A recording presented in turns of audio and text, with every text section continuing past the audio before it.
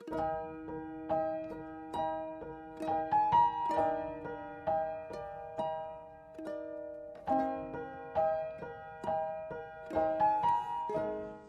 kami menyerahkan acara live ini siang ini ke dalam tangan-Mu. Hamba-Mu hanya sebagai alat-Mu, urapi bibir lidah hamba-Mu. Biar kuasa-Mu dinyatakan Tuhan. Dengan keterbatasan hamba-Mu Tuhan, kami percaya Engkau berbicara sehingga kami dimampukan melewati masa-masa yang sulit, yang sukar bersama Tuhan, dan kami keluar lebih dari pemenang. Terima kasih Bapa, biarlah semua kemuliaan kembali kepadamu, dan Engkau melawat setiap kami yang bergabung pada siang ini. Di dalam nama Tuhan Yesus, haleluya, amin. Ya, ada sukacita? Ya, kita belajar hari ini tentang bagaimana pengampunan ya. Beberapa saat yang lalu, jangan gagal fokus. Saya berharap bahwa saudara mulai praktek, karena beberapa hari ini banyak orang yang WhatsApp ke saya, Bu Eli, saya mulai praktek bagaimana saya tidak mau gagal fokus. Hidup saya sekarang biar suami tambah parah, keuangan saya tambah parah, yang penting hari ini saya tetap fokus untuk hidup di dalam kekudusan. Saya mau hidup di dalam satu yang saya bangun adalah kerajaan Allah, bukan kerajaan hidup saya sendiri makin kaya, sementara saya lupa untuk hidup jadi berkat ya. Dan banyak orang yang juga mulai hari-hari ini kaya akan firman, mulai hidup merenungkan firman supaya firman itu menjadi kekuatan. Karena kalau kita kaya firman, kita kaya di hadapan Allah, maka perjalanan hidup saudara dan saya akan dibuat berhasil dan beruntung. Itu satu rahasia yang luar biasa ya. Hari ini saya akan berkhotbah tentang pengampunan yang tanpa batas ya. Kalau orang sudah bicara pengampunan tanpa batas itu merasa bahwa hidup ini tidak adil ya. Kalau orang berbicara pengampunan yang tanpa batas itu merasa bahwa kok enak gitu ya. Tapi kita percaya bahwa pengampunan yang saudara berikan itu adalah satu perintah. Ya, kenapa dalam hidup rumah tangga? Kita itu bukan menikah dengan orang yang sempurna, saudara, bukan malaikat. Percayalah, kalau kita tidak punya pengampunan tanpa batas, kita hidup sepanjang pernikahan itu akan hidup penuh goresan luka, saudara. Kita menikah dengan orang yang tidak sempurna, otomatis setiap kali kita pasti hidup ada gesekan. Setiap kali pasti ada kata-kata yang membuat kita terluka. Setiap kali ada satu keadaan perbuatan pasangan hidup kita, ya mungkin orang-orang sekitar kita yang membuat kita itu pasti terluka. Dan kalau saudara tidak bisa move on dan saudara merasa bahwa pengampunan itu ada batasnya, saudara akan hidup dengan luka demi luka dan itu yang menyebabkan saudara akan kehabisan energi. Jujur kita hari-hari ini perlu sadar saudara, orang menikah ya mungkin kalau di awal-awal pernikahan itu yang terlihat yang manis, honeymoon ya, yang terlihat itu sepertinya bulan promosi ya. Sepertinya yang indah-indah. Tapi setelah berjalan beberapa saat banyak orang berkata sudah bukan lagi bulan madu, bulan promosi, tapi bulan-bulanan. Ada banyak bulan-bulanan terluka yang tidak segera dibereskan. Luka yang lama belum beres, muncul luka yang baru. Luka yang lama belum beres, muncul luka yang baru. Dan itu akan terus berlanjut dan itu salah satu strategi iblis untuk membawa hidup saudara dan saya menuju kehancuran. Jujur ketika saya tidak bisa mengampuni saudara. Tiap kali saya berusaha untuk mempunyai kekuatan mengampuni, datang intimidasi iblis. Iblis mulai ingatkan perbuatan suami saya. Perbuatan dari wanita itu. Itu membuat saya semakin ketika saya mau mulai bangkit, saya terpuruk kembali. Saya mulai sulit untuk melepaskan pengampunan ketika iblis itu mulai datang. Dan di situ saya berkata sama Tuhan, Tuhan saya tidak bisa hidup seperti ini. Jujur orang sampai bilang gini, waktu saya mengalami proses saya tidak bisa move on saudara. Saya kehabisan energi, kekuatan untuk berjalan maju bersama Tuhan. Saya tidak melihat bagaimana rencana Tuhan itu terjadi. Yang saya lihat rumah tangga saya makin parah. Dan saya hari itu kehilangan sukacita, damai sejahtera. adanya cuman rasa jengkel, rasa sakit hati, pahit melihat perbuatan yang dilakukan. Bahkan saya sering berkata, saya ini salah apa? Saya ini salah apa sampai saya ditimpakan perbuatan suami saya seperti ini. Saya berkata dalam diri saya ini loh selama menikah saya itu tidak pernah selingkuh loh. Saya itu istri yang setia walaupun saya ini istri yang tidak tunduk, mulut saya bawel. Tapi saya itu tidak pernah mengkhianati suami saya. Rasanya saya kepingin protes. Bahkan kita kehilangan sukacita apa? Wajah saya kelihatan tua saudara. Mau dandan pakai kosmetik yang mahal seperti apapun, tidak bisa. Kenapa? Karena hati ini tidak gembira. Hati ini isinya sakit hati yang sulit untuk mengampuni. Tiap kali mau mengampuni datang lagi perbuatan yang menjengkelkan. Tiap kali mau move on to iblis lihatkan lagi perbuatan yang menyakitkan. Bagaimana saya bisa mengampuni saudara? Sampai suatu kali ketika saya baca firman dan saya mengerti bahwa pengampunan itu tidak ada batas, ada batasnya. Sampai 70 kali, 7 kali. Di situ saya merasa sadar bahwa hidup saya harus bisa move on. Kalau saya tidak move on, saya akan kena kanker.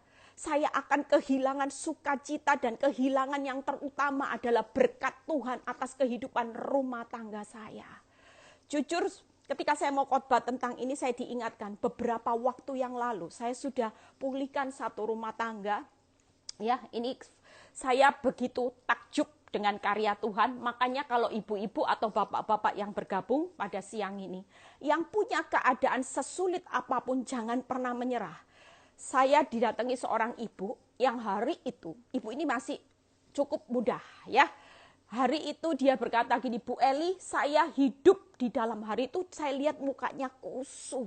Badannya itu sampai kurus saudara ya. Mungkin antara daging dan tulang itu sudah nempel. Sampai saya pikir usianya itu lebih dari usia saya. Ternyata lebih muda. Hanya karena dia hidup dalam kepahitan. Dia tidak bisa move on. Sehingga kulitnya itu sampai kusut saudara. Dan saya tanya, kenapa ibu? Dia bilang, saya sakit hati Bu Eli.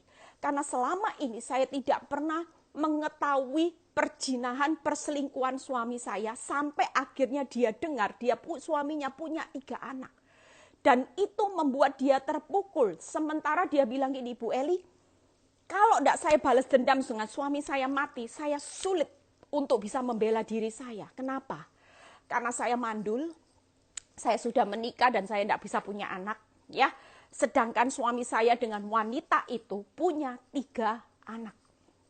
Bahkan kalau dilihat ketika dia tunjukin fotonya, saya lihat mukanya itu mirip suaminya saudara. Ya, itu makin membuat buktinya dia berkata makin sulit dilepaskan Bu Eli. Dan jujur ketika saya lihat foto perempuan itu, saya melihat foto perempuannya jauh lebih muda saudara. Mungkin karena ibu ini karena stres sehingga mukanya tidak kelihatan auranya. Ya, yang saya terlihat tuh auranya itu aura dendam, emosi, kebencian sehingga kelihatan seperti menakutkan saudara.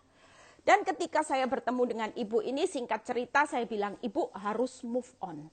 Ibu tidak bisa lihat dengan diukur kekuatan ibu. Walaupun engkau mandul, walaupun yang sana punya 3 anak dan semuanya punya kecenderungan mirip dengan suamimu. Dan secara kekuatan engkau tidak mampu. Tapi percayalah ketika firman berkata, jika Tuhan di pihakmu, siapa lawanmu?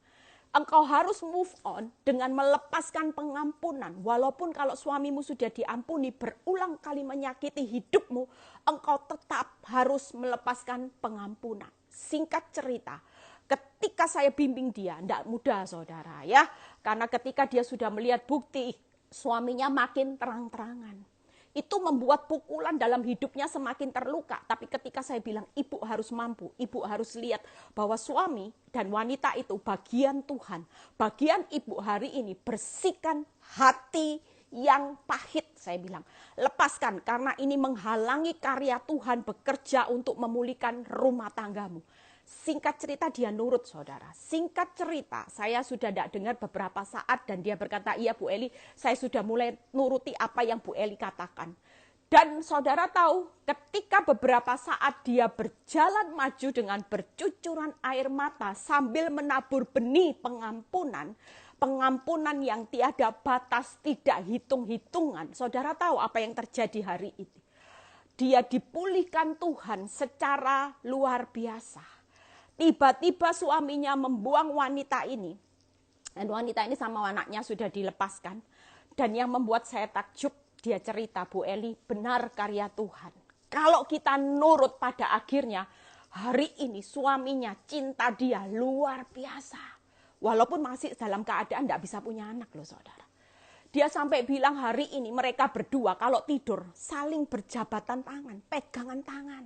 Suaminya sampai bilang, saya bersyukur punya istri yang mau menerima saya apa adanya. Bahkan suaminya bilang, aku sangat mencintai kamu. Aku melihat bagaimana kehidupanmu berkorban untuk menyelamatkan hidupku. Itu yang membuat aku hari ini tidak bisa hidup tanpa engkau. Dan kalau dia kadang-kadang nganggur, dia telepon saya, dia bilang gini, Bu Eli, sekarang saya susah mau keluar-keluar. Dulu pernah beberapa kali saya ajak pelayanan untuk kesaksian. Sekarang susah, suaminya nempel kayak perangko, bahkan lebih nempel kayak perangko saudara. Artinya apa? Kayak lem apa gitu, dia bilang kayak lem besi Bu Eli, bukan perangko lagi. Sudah kemana-mana saya kemana aja ditanya kemana, di mana. Saudara lihat, perkara yang besar, kejadian hidup yang dahsyat, itu terjadi bukan karena kuat gagamu. Itu semua terjadi karena Tuhan yang bertindak. Amin saudara. Secara akal susah, mandul, itu punya anak, mukanya mirip, bisa enggak secara akal? Tapi kalau Tuhan sudah punya skenario dalam hidupmu, dia akan menggenapinya secara sempurna. Itulah Tuhan yang saudara sembah. Makanya kitab Mazmur berkata, bersama Tuhan kita akan melakukan perkara yang besar dan kejadian hidupmu pasti dahsyat. Dahsyatnya apa? Dengan mandul hari ini suaminya bisa cinta dia, nempel sampai sekarang saudara, kayak Romeo and Juliet. Dan ibu ini juga sudah memenangkan beberapa orang teman-teman dia yang lagi ngalami masalah seperti dia bisa hidup jadi berkat. Itulah tujuan proses. Makanya kalau ada orang yang menyakiti hidupmu, baik itu mertua, baik suami, jangan didoakan stroke ya saudara. Mertua jangan didoakan cepat mati. Ya Bu Eli memang saya doakan, tapi saya doakan cepat mati, cepat pulang ke rumah Bapak ya. Saudara percaya setiap gesekan yang terjadi itu akan membentuk karakter Kristus. Akan memurnikan hidupmu supaya hidupmu menjadi karakter Kristus yang tangguh. Di mana manusia menajamkan manusia melalui perbuatan orang yang menyakiti hidupmu. Karakter Kristus akan dipertajam dalam hidup saudara dan saya. Amin saudara ya. Saudara kalau mau mengampuni jangan hitung-hitungan. Urusan mengampuni bukan urusan dengan manusianya. Saya sering ngajari ibu-ibu, kalau mau mengampuni, jangan lagi lihat urusan dengan manusianya. Karena urusan mengampuni itu urusan antara saudara dan Tuhan. Urusan mengampuni bukan urusan antara saudara dengan suami, saudara dengan mertua. Tapi urusan mengampuni itu urusan antara saudara dengan Tuhan. Amin.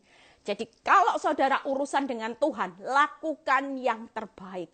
Walaupun rasanya, aduh sakit Bu Eli, dikhianati, siapa yang enggak sakit? 3 anak loh saudara. Bayangkan ibu ini betapa tulus percaya penuh sama suaminya sampai prahara itu terjadi. Dia merasa orang yang paling bodoh. 3 anak itu sudah terjadi, dia berpikir suaminya selama ini suami yang terbaik. Tapi ternyata suaminya membuat dia sangat-sangat terluka. Tapi kemuliaan Tuhan itu tidak bisa digagalkan dengan keadaan yang buruk.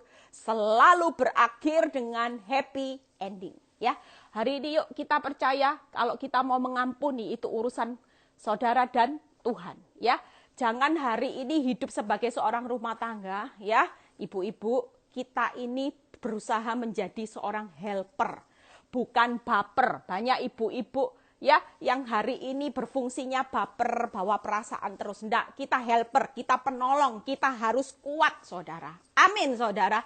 Yuk buka di Lukas 7 ayat 3-4.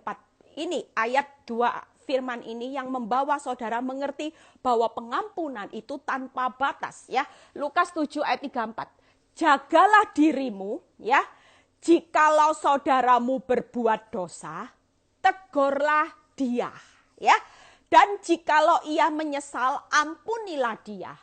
Bahkan ayat keempatnya, jikalau ia berbuat dosa terhadap engkau 7 kali sehari dan 7 kali ia kembali kepadamu dan berkata, aku menyesal, engkau harus mengampuni dia. Ya, itu artinya pengampunan tidak ada batas ketika seseorang berkata, say sorry. Saudara suka tidak suka, walaupun saudara dikhianati, di PHP seperti saya. Ketika engkau melihat satu perubahan dan dia menyesal, dia ulangi lagi, itu pun tetap pengampunan itu harus selalu terbuka. Ya, Matius 18 ayat 21 sampai 22, ayat berikutnya.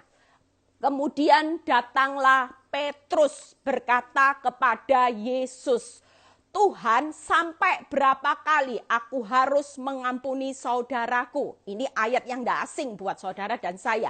Jika ia berbuat dosa terhadap aku. Yang pertama kejadiannya menyesal. Yang kedua mungkin ini tidak menyesal, tapi terus berbuat salah. Diampuni berbuat salah, tidak pernah menyesal ya. Dan Petrus berkata, sampai 7 kali kah? Tapi Tuhan berkata, Yesus berkata kepadanya, bukan. Aku berkata kepadamu bukan sampai 7 kali, melainkan 70 kali 7 kali. Itu artinya unlimited, tidak ada batas waktunya.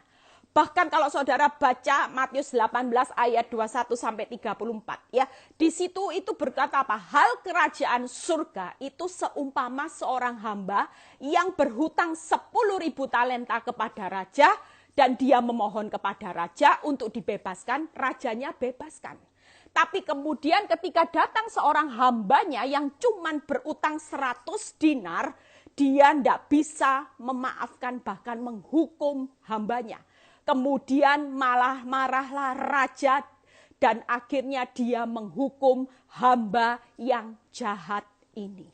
Saudara dan saya, ini adalah gambaran buat saudara dan saya. Ketika Yesus sudah melepaskan pengampunan yang tanpa batas, ketika saudara masih berdosa, dia sudah mati buat saudara dan saya. Di situ kita tahu, tanpa anugerah kematian, pengampunannya, tidak ada yang namanya hari ini hidup kekal. Tidak ada harta yang bisa membeli keselamatan. Tapi lewat pengampunan dosa yang berakhir upah dosa adalah maut.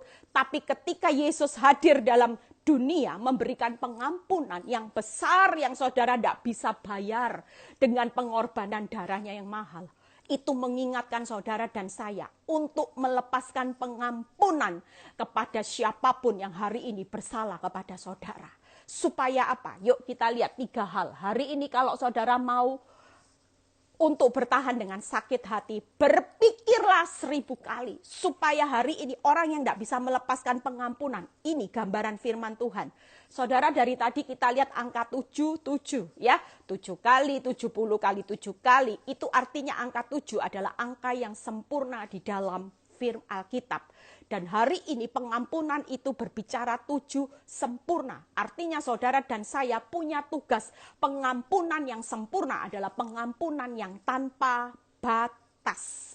Sampai akhir menutup mata, Tuhan ingatkan bahwa saudara dan saya harus melepaskan pengampunan itu tanpa batas. Mengasihi tanpa syarat, itulah perintah. Kalau perintah, suka tidak suka, enak tidak enak, saudara harus taat. Amin saudara. Yuk yang pertama, bagaimana gambaran saudara ketika saudara tidak melepaskan pengampunan di pemandangan Tuhan itu siapa saudara? Ini ayatnya. Matius 18 ayat 32. Ya, saudara dan saya, raja itu menyuruh memanggil orang itu dan berkata kepadanya, hai hamba yang jahat. Seluruh hutangmu telah kuhapuskan karena engkau memohonkannya kepadaku. Tapi ketika datang seorang hamba yang cuma berhutang 100 dinar, engkau memberikan penghukuman. Kita di mata Tuhan yang pertama adalah hamba yang jahat. Apa artinya pelayananmu? Apa artinya uangmu? Apa artinya doa-doa yang kau naikkan setiap hari? Kalau di pemandangan Tuhan, saudara bukan anaknya, saudara bukan hamba yang baik, tapi hamba yang jahat, hanya karena saudara datang dengan tidak bisa melepaskan pengampunan. Saudara, seringkali kita sebagai orang Kristen, kita datang sama Tuhan. Tuhan, aku beri saya waktu ya Tuhan, saya tidak bisa melepaskan pengampunan.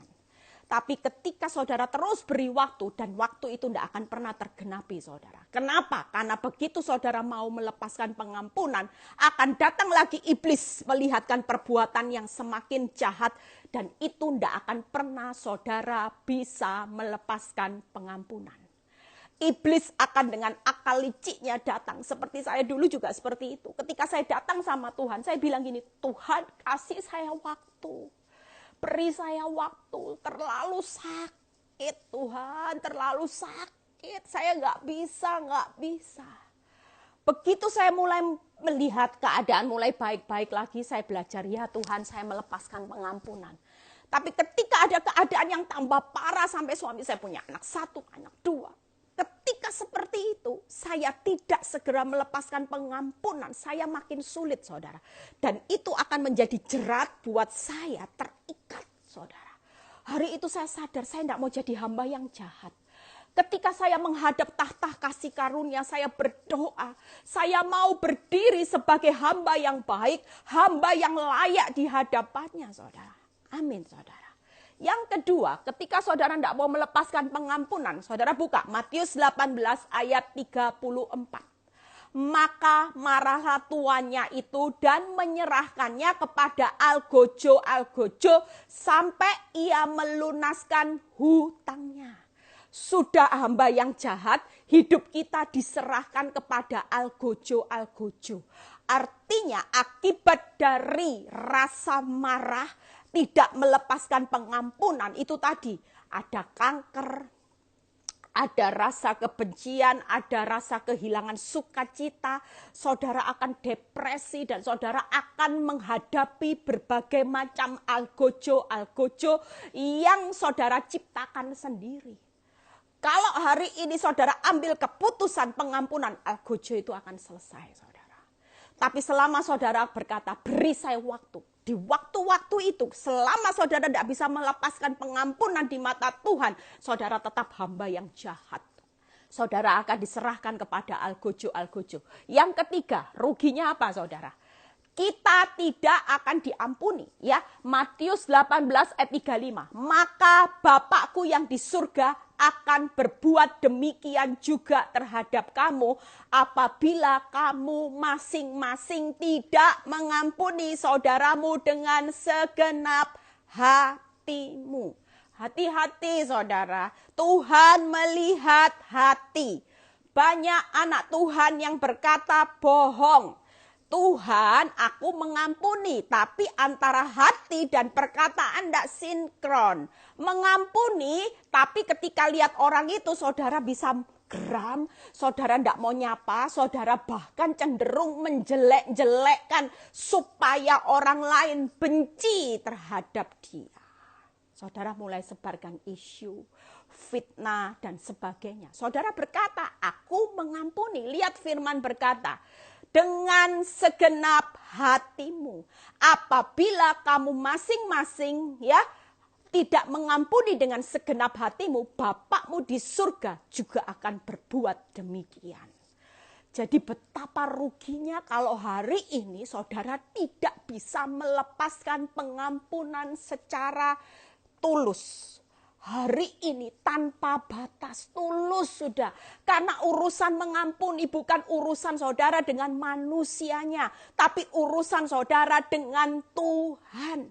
Ketika saya bisa move on, saya bisa mengampuni wanita itu. Saya paling sulit dari dulu, suami saya sudah bisa saya menang.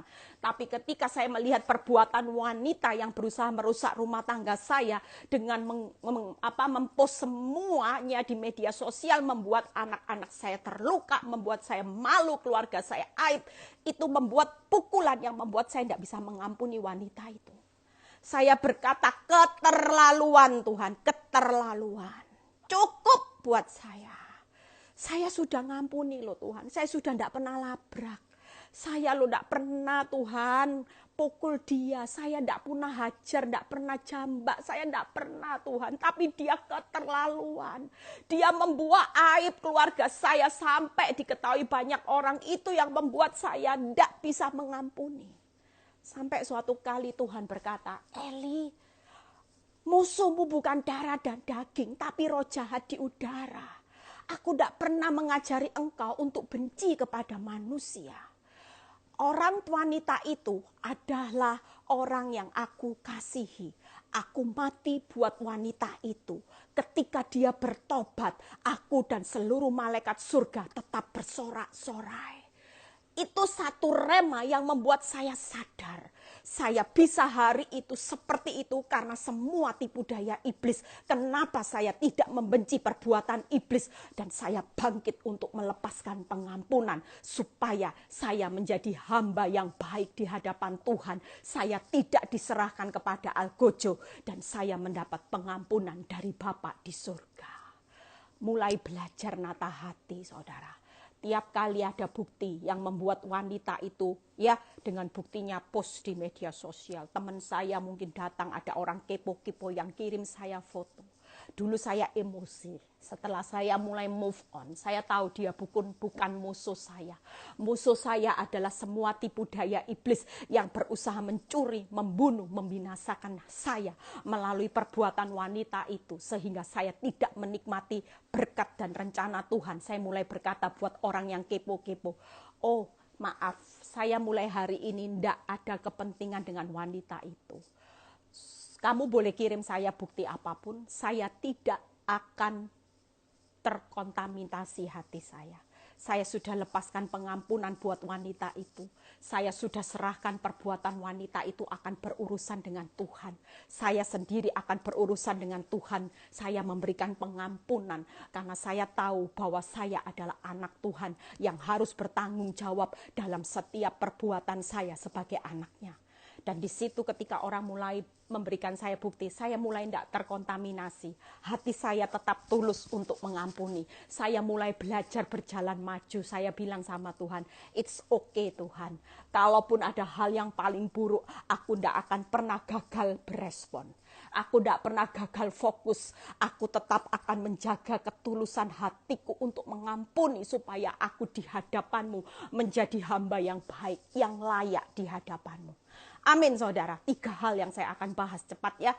Waktunya sudah berjalan ya. Yang pertama, kalau saudara hari ini masih bertahan dengan sakit hati, pikirkan saudara dan saudara ada di pemandangan Tuhan sebagai hamba yang jahat. Saudara akan diserahkan kepada algojo. Artinya ada yang saudara tuai dari sebab akibat tidak mengampuni. Ada banyak kerugian-kerugian yang akan saudara alami. Sudah disakiti, masih rugi. Setelah saya move on, saya disakiti, tapi saya menikmati berkat Tuhan yang melebihi rasa sakit saya. Kemarin ada seorang ibu ya, ada yang WA ke saya. Dia tanya, Bu Eli, saya dipanggil polisi. Kenapa? Karena saya pukul pelakor ya. Karena dia tidak tahan dengan emosinya. Dia kelihatan pelakor itu masih ganggu chatting-chatting, tidak tahu atau apa. Dia pukul wanita itu, dia jambak, dia hajar. Setelah itu dia puas, tapi kemudian beberapa hari kemudian dia didatangi surat dari polisi. Dilaporkan adanya penganiayaan. Ketakutan saudara ya. Makanya ibu-ibu yuk sebelum jadi preman, serahkanlah semua dalam tangan Tuhan. Sudah disakiti, masih ngalami masalah, bingung sekarang. Saya cuma berkata satu hal, nanti kalau ketemu di kepolisian, kamu katakan minta maaf. Akui semua kesalahanmu. Karena orang benar harus mengakui kesalahanmu. Dan dia berkata, loh saya kan tidak salah Bu Eli. Kan suami saya diambil. Tapi tetap sebagai anak Tuhan. Saudara dan saya tetap melakukan apa yang Tuhan mau. Jangan membalas kejahatan dengan kejahatan. Itu perintah saudara.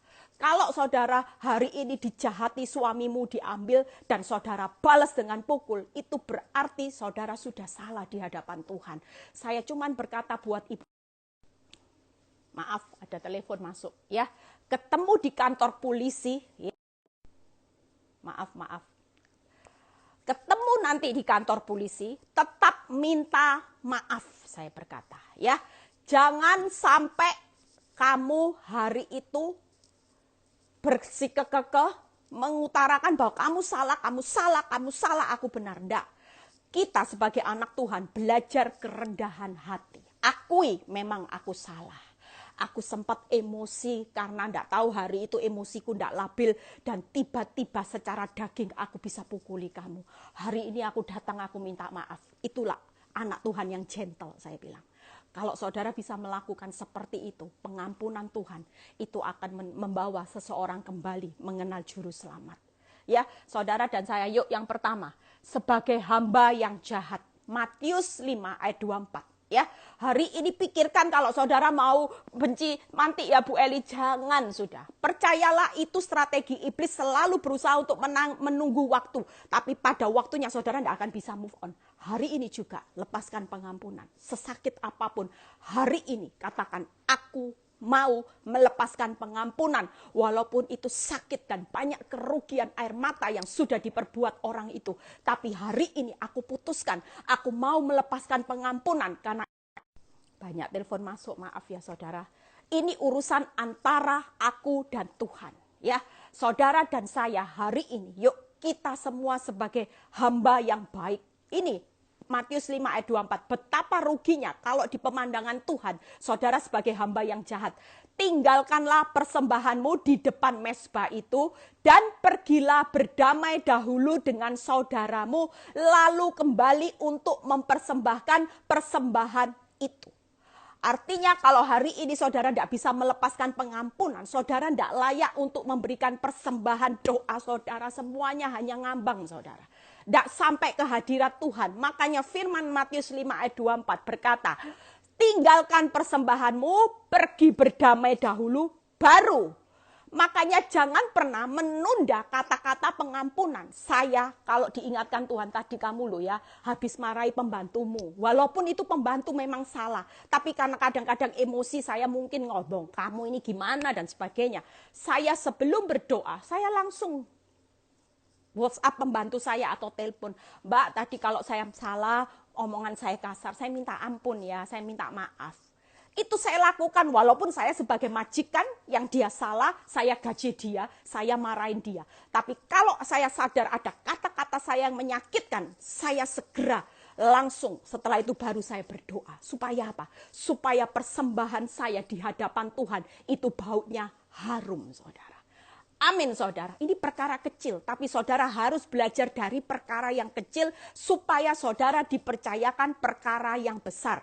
Kalau yang kecil-kecil saja saudara tidak mampu, omong kosong, perkara yang besar saudara bisa melepaskan berdamai dengan orang lain. Amin saudara. Yuk yang kedua kita buka, Yohanes 13 ayat 35 ya. Dengan demikian semua orang akan tahu bahwa kamu adalah murid-muridku jikalau kamu saling mengasihi. Kalau orang masih hidup dalam kebencian, tidak bisa mengampuni, itu artinya saudara bukan lagi menjadi muridnya Yesus. Saudara mengaku sebagai pengikut Kristus, tapi kalau tidak ada ciri bisa mengampuni dan saudara masih berkata sama Tuhan, kasih saya kesempatan untuk mengampuni Tuhan, tolong Tuhan, saya tidak bisa. Saudara, hari itu ciri murid Kristus adalah selalu bisa mengasihi, melepaskan pengampunan siapapun yang menyakiti saudara dan saya hari ini.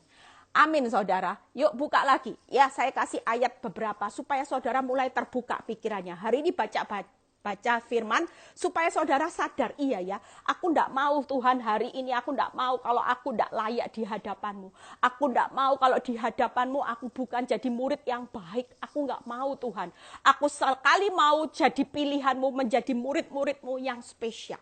Dengan mengasihi itu spesial saudara. Ya, yuk Lukas 6 ayat 35. Tetapi kamu kasihilah musuhmu dan berbuatlah baik kepada mereka. Pinjamkan dengan tidak mengharapkan balasan, maka upahmu akan besar dan kamu akan menjadi anak-anak Allah yang maha tinggi. Sebab ia baik terhadap orang-orang yang tidak tahu berterima kasih dan terhadap orang yang jahat.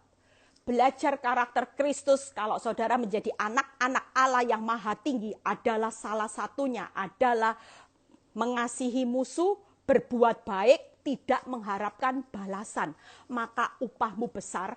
Saudara dan saya menjadi anak Allah yang maha tinggi. Bu Eli, tapi suami saya itu keterlaluan, mertua saya itu tidak tahu berterima kasih. Ini ayatnya, Tuhan sudah berkata apa?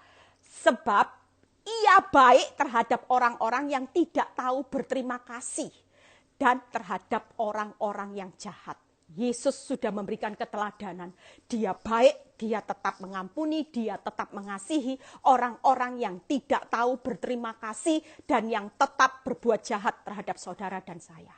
Hari ini lakukan supaya nilai value saudara di hadapan Tuhan sebagai anak-anak Allah yang maha tinggi. Ini yang ngomong bukan Bu Eli loh, firman loh, Lukas 6 ayat 35. Upahmu akan sangat besar. Waktu saya mengerti firman ini, saya berkata, wih, Tuhan luar biasa ini. Ini rahasia diberkati Tuhan. Waktu saya ngampuni wanita itu yang tidak tahu diri, keterlaluan. Tuhan tidak tahu berterima kasih, saya tidak pernah labrak, saya tidak pernah usik hidupnya, tapi dia sangat mengusik hidup saya. Dan ketika anak saya dengan post segala sesuatu aktivitasnya di media sosial itu membuat saya rasanya tidak tahu berterima kasih, keterlaluan. Tapi ketika saya baca firman ini, saya berkata, Tuhan, aku tahu bahwa Engkau Allah yang dahsyat. Sebentar. Saya tahu bahwa hari itu saya berkata, Tuhan, aku mau jadi anak Allah yang maha tinggi. Aku mau ngikuti teladanmu dengan rahasia menikmati upah yang besar. Yaitu ketika saya tetap berbuat baik kepada orang yang tidak tahu berterima kasih dan berbuat jahat. Amin saudara. Sebentar ya. Ini baterai saya lowbat. Saudara dan saya hari ini, yuk kita semua sebagai anak Tuhan. Yang kedua, ya, saudara hari ini jangan mau kalah dengan kejahatan, ya, saudara supaya layak, supaya saudara disebut sebagai murid-murid yang khusus punya nilai value dan anak-anak Allah yang maha tinggi, segera lepaskan pengampunan. Amin. Mau sejahat apapun tidak berterima kasih, justru ini rahasianya. Kenapa saya bisa diberkati Tuhan secara luar biasa? Karena ketika saya mengerti firman, saya lakukan setulus hati, saudara. Saya ketika dulu kalau lihat fotonya itu, saya itu bisa sakit, saudara. Tapi ketika saya melihat foto orang yang menyakiti saya bilang, Engkau adalah orang yang dikasihi dan aku berdoa buat hidupmu. Engkau dapat anugerah keselamatan, engkau dapat jodoh pekerjaan yang baik dan nama Tuhan dipermuliakan dalam hidupmu. Itu yang saya lakukan. Dan Tuhan tahu hati saya tulus mendoakan dia. Saya tidak pernah mendoakan dia supaya kena bencana, supaya hidupnya mati, mampus. Tidak, saudara. Saya tidak pernah berkata yang buruk dan Tuhan tahu hati saya. Makanya saya hari ini menikmati status sebagai anak Allah yang maha tinggi dan upah saya besar. Amin saudara. Yang kedua, bagaimana saudara diserahkan kepada algojo. Ya, saudara lihat di 1 Yohanes 3 ayat 15a. Setiap orang yang membenci saudaranya adalah seorang pembunuh manusia. Ya, jadi saudara sebagai pembunuh hati-hati. Setiap orang yang membenci, kalau saudara tidak bisa melepaskan pengampunan karena saudara benci, mangkel, dendam, marah, saudara sebagai pembunuh manusia dan saudara akan diserahkan kepada algojo. Akan ada sesuatu akibat dari perbuatan membunuh itu tadi, saudara. Ya, di pemandangan Tuhan bukan membunuh itu secara fisik, tapi waktu saudara tidak bisa melepaskan pengampunan, saudara di mata Tuhan pembunuh manusia. Yang kedua, 1 Yohanes 4 ayat 20. Jikalau seorang berkata, aku mengasihi Allah dan ia membenci saudaranya, maka ia adalah pendusta. Pendusta, saudara. Ya, karena barang siapa tidak mengasihi orang yang dilihatnya, tidak mungkin dia mengasihi Allah yang tidak dilihatnya. Sudah di mata Tuhan pembunuh, pendusta, saudara pasti ada akibat dari seorang pembunuh, pendusta, pasti ada hukumannya. Ya, yang ketiga adalah 1 Yohanes 2 ayat 9 sampai 10. Barang siapa berkata bahwa ia berada di dalam terang, tetapi ia membenci saudaranya, ia berada di dalam kegelapan sampai sekarang loh. Firman ini berkata sampai sekarang. Kalau saudara hidup dalam gelap, ayat berikutnya berkata apa? Barang siapa mengasihi, melepaskan pengampunan, ia tetap berada di dalam terang, dan di dalam kita, saudara dan saya, tidak ada penyesatan. Artinya kalau hari ini saudara tetap bertahan, tidak bisa melepaskan pengampunan, saudara sedang ada dalam gelap, dan saudara sedang tersesat. Pastikan hari ini saudara tidak sebagai pembunuh, saudara tidak sebagai penipu. Supaya saudara tidak menanggung akibat dari seorang pembunuh, seorang penipu, seorang yang tersesat, seorang yang hidup dalam kegelapan sampai sekarang. Terakhir ya. Yang ketiga, tidak akan diampuni. Ini lihat ayatnya. Kalau saudara baca, ngeri saudara. 1 Yohanes 3 ayat 14. Waktu saya baca ayat ini, saya ngeri saudara. Saya bilang, Tuhan, saya tidak mau hidup berlama-lama dalam sakit hati. Lebih baik saya tulus, mengampuni nilai, uji nilai hati saya Tuhan. Ketika saya ketemu dia, saya tidak boleh Tuhan kepingin jambak. Kalau masih kepingin jambak mulut mengampuni, itu berarti tidak tulus. Ya, 1 Yohanes 3 ayat 14 berkata gini, kita tahu bahwa kita sudah berpindah dari dalam maut ke dalam hidup, yaitu karena kita mengasihi saudara kita. Barang siapa tidak mengasihi, ia tetap di dalam maut. Maut, saudara, yuk bertobat saudara, bertobat. Kita sudah diselamatkan Tuhan, katanya pindah maut dalam hidup. Tapi dalam perjalanan hidup ada suamimu, ada pelakor, ada mertua, ada ipar yang gesek dan membuat saudara sakit hati dan saudara tidak bisa mengampuni. Di pemandangan Tuhan, saudara walaupun jadi orang Kristen bertahun-tahun, pelayanan, jadi majelis sekalipun, Tuhan tetap berkata, saudara tetap di dalam maut. Ngeri enggak saudara? Waktu saya baca ayat ini, wow, saya tidak mau berlama-lama. Saya selalu berkata sama Tuhan, saya tulus Tuhan, lepas pengampunan. Walaupun saya lihat hak saya dicuri Tuhan. Saya lihat suami saya sepertinya dipengaruhi. Kadang-kadang ya saudara jujur, ibu-ibu juga banyak yang curhat. Kadang-kadang otak suami itu dicuci otak sama yang wanita itu. Sehingga membuat kita itu yang enggak salah, disalah-salahkan. Kita itu membuat suami makin benci sama kita. Karena apa? Dicuci otak. Sehingga lihat kita kayak musuh. Secara akal sakit hati enggak? Sakit saudara. Kepingin balas enggak? Keterlaluan. Tapi ketika saya mengerti firman ini, saya bilang, Tuhan enggak apa-apa sudah. Disakiti cuma di dunia. Yang penting jangan maut Tuhan. Yang penting kerajaan Allah itu terbuka atas hidup saya. Saya enggak mau Tuhan. Saya sudah sakit semua, sakitnya di sana sini. Tapi akhirnya maut buat apa? Lebih baik saya sakit di sana sini di dunia. Tapi di kerajaan surga saya tidak mengalami maut. Tapi hidup bahagia selama-lamanya bersama Tuhan. Amin saudara. Yang kedua, lihat ya, 1 Yohanes 3 ayat 15b. Dan kamu tahu bahwa tidak ada seorang pembunuh yang tetap memiliki hidup kekal di dalam dirinya. Itu tadi, kalau saudara sebagai pembunuh tidak ada hidup kekal. Itu firman Tuhan yang berkata. Yang terakhir, 1 Yohanes 4 ayat 11-12 ya. Saudara-saudaraku yang kekasih, jikalau Allah demikian mengasihi kita, maka haruslah kita juga saling mengasihi. 1 Yohanes 4 ayat 11-12. Tidak ada seorang pun yang pernah melihat Allah. Jika kita saling mengasihi, Allah tetap di dalam kita dan kasih-Nya sempurna. Keren. Kalau baca ayat, diamati satu-satu. Karena iblis berusaha mencuri banyak berkat ketika saudara tidak cermat mengikuti firman. Saudara lihat, kalau saudara tidak bisa melepaskan pengampunan, saudara tidak akan melihat Allah. Artinya saudara binasa. Tapi kalau hari ini saudara putuskan, aku ngampuni. Nanti yang hari ini mau bertobat, segera kirim. Ya, makanan, mertua, ipar, kirim, sudah ngomong minta maaf. Mungkin ada pembantu yang selama ini saudara kasar, Tuhan ingatkan, ngomong, Mbak aku minta maaf. Saya sering saudara ngomong, tanya mbak saya pasti kalau saudara ke rumah saya tanya, ibumu gimana? Sering saya. Padahal saya tahu dia yang salah, tapi karena kadang-kadang emosi, capek, saya ngomongnya keras. Itu pun Tuhan ingatkan saya, anakku tidak boleh seperti itu. Kamu harus punya keteladanan Kristus. Dan saya mulai ambil keputusan. Walaupun saya ini bosnya. Tapi saya tetap dengan rendah hati. Saya bilang maaf ya mbak. Kalau saya salah. Dan saudara lihat. Allah tetap di dalam kita. Dan kasih-Nya sempurna saudara. Orang yang bisa mengasihi. Orang yang bisa melepaskan pengampunan hari ini. Tidak ada ruginya. Amin, saya sudah selesai ya, tinggal satu ayat peneguhan. Hari ini putuskan dalam hidup saudara dan saya untuk segera ambil keputusan. Tuhan, siang ini firman ini menegur aku. Aku akan bertindak untuk melepaskan pengampunan walaupun bertahun-tahun itu sudah tertanam. Luka ini sudah dalam, saudara.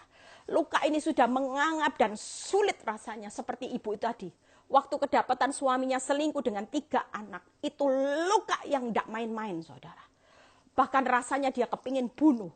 Itu hanya jalan kemenangan. Secara akal dia bilang, tidak mungkin saya bisa menang, Bu Eli. Saya seorang yang mandul. Saya lihat tua hari ini gara-gara perbuatan dia. Sementara wanita simpanannya cantik, Bu Eli. Masih muda, 3 anak. Bisa enggak, Bu Eli? Kecuali saya bunuh dia, saya baru puas. Tapi ketika dia menurut saya berkata, kebenaran itu pasti maaf, ada telepon lagi. Ya, saudara, hari ini kita percaya firman ini buat saudara dan saya putuskan. Sesulit, sesukar, sesakit apapun, aku mau melepaskan pengampunan. Dengan tulus, aku tidak mau lagi tahan-tahan. Hari ini juga kirim makanan, ya, berdamailah dengan musuh-musuhmu segera mungkin. Jangan tahan-tahan supaya saudara dan saya bukan jadi hamba yang jahat. Supaya kita tidak diserahkan ke algojo-algojo. Yang ketiga, supaya kita dapat pengampunan dan hidup kekal selama-lamanya. Yuk, setelah itu selesai ayat yang terakhir, 1 ayat saya skip, ya. Tapi ayat ini peneguhan bagaimana saudara dan saya sebagai hamba-hamba Tuhan, Israel rohani. Ulangan 32 ayat 35 sampai 36, ya. Hakkulah dendam dan pembalasan. Lihat, firman Tuhan berkata, ketika Tuhan membela bangsa Israel, pada waktu kaki mereka goyang, sebab hari bencana bagi musuhmu telah dekat, akan segera datang apa yang telah disediakan bagi mereka. Yang kedua, sebab Tuhan akan memberi keadilan kepada umatnya. Kalau saudara bukan jadi hamba yang jahat, saudara jadi anak Allah yang maha tinggi, percayalah Tuhan datang siang ini dengan pembalasannya, dengan keadilannya, dan akan merasa sayang kepada hamba-hambanya. Apabila dilihatnya bahwa kekuatan mereka sudah lenyap, baik hamba maupun orang merdeka sudah tiada. Siang ini jangan nuntut pembalasan apapun, izinkan Tuhan datang dalam hidup saudara sebagai hamba, sebagai murid, sebagai umat pilihan Allah. Dia sudah datang dengan pembalasan, dia sudah menyediakan upah yang besar, dia datang dengan keadilannya, dia datang dengan kasih sayangnya atas hidup saudara dan saya yang siang ini memberikan pengampunan secara tanpa batas. Hari ini kita adalah hamba yang merdeka, supaya doa-doamu tidak terhalang. Hari ini bereskan. Firman ini buat saudara dan saya. Kalau saudara berkata, Bu Eli, firman ini buat saya. Hari ini juga lepaskan pengampunan. Yuk kita berdoa siang ini. Ya, saudara mau hari ini sungguh-sungguh. Tadi firman itu bukan saya yang berkata-kata. Tapi kalau saudara cermati, orang yang tidak bisa melepaskan pengampunan adalah orang yang terlalu hina di hadapan Tuhan. Ya, sampai di pandangan Tuhan sebagai pembunuh, penipu, hidup dalam gelap. Saudara tidak punya tempat di dalam kerajaan kekal maut, saudara. Bahkan saudara, hari ini saudara tidak bisa menikmati berkatnya Tuhan. Kenapa? Karena tiap kali saudara berdoa, persembahanmu itu bukan yang harum. Makanya Tuhan bilang, damai dulu. Lepaskan pengampunan, baru memberikan persembahan. Supaya persembahanmu itu harum. Jadi ukupan yang harum, menyenangkan hatiku. Kalau engkau melayani Tuhan, tapi hidupmu penuh kepahitan, hidupmu tidak bisa mengampuni, persembahanmu itu bau. Bukan bau yang harum, tapi bau yang membuat Tuhan enek, saudara. Amin. Yuk kita berdoa, Tuhan Yesus memberkati. Saya tahu bahwa ada banyak ibu-ibu, mungkin sebagian bapak-bapak yang hari ini hidupmu disakiti. Saya tahu. Mungkin uangmu dilarikan, saya tahu. Mungkin nama baikmu dicemarkan sampai hidupmu terpuruk, saya mengerti. Tapi percayalah, hari ini urusan pengampunan bukan urusanmu dengan manusianya. Tapi urusan pengampunan hari ini urusanmu dengan Tuhan. Beres. Ketika beres, Tuhan berkata, engkau adalah anakku, engkau adalah muridku yang maha tinggi, yang berhak untuk menikmati upah dari persembahanmu, upah yang besar. Tuhan Yesus memberkati. Bapa, kami menyerahkan Siang ini firman ini menjadi kekuatan buat setiap kehidupan anak-anak-Mu. Biarlah saat ini Tuhan, yang punya hati yang sakit, biar Tuhan balut. Biar mereka berkata, aku mau ngampuni. Katakan, aku mau ngampuni suamiku, aku mau mengampuni pelakor, aku mau mengampuni wanita ini, aku mau mengampuni mertuaku, aku mau mengampuni iparku, aku mau mengampuni saudaraku, aku mau mengampuni orang tuaku. Katakan siang ini, dan aku mau melepaskan pengampunan tanpa batas. Kalaupun aku sudah mengampuni, masih disakiti, itu pun tidak jadi masalah. Yang penting urusanku dengan Tuhan beres. Biarlah yang sakit Tuhan sembuhkan, yang mengalami masalah ekonomi Tuhan buka berkat ketika mereka bisa melepaskan pengampunan. Biarlah saat ini yang mengalami keadaan rumah tangga dipulihkan semuanya. Serahkan virus corona ke dalam tangan-Mu. Jadilah kehendak-Mu bangsa negara kami. Terpuji nama-Mu. Angkat kedua tangan saudara. Terimalah berkat Abraham, Ishak, Yakub. Damai sejahtera Allah Bapa, Putra dan Roh Kudus menyertai saudara dan saya mulai saat ini sampai Maranatha Tuhan Yesus datang kedua kali. Yang diberkati dan percaya berkata amin. Tuhan Yesus memberkati. God bless. Sampai ketemu live ya. Besok saya yang khotbah, ada kesaksian suami istri yang sudah bercerai dipulihkan. Pastikan saudara jangan kehilangan momen besok dengar di Zoom 7:30. Tuhan Yesus memberkati.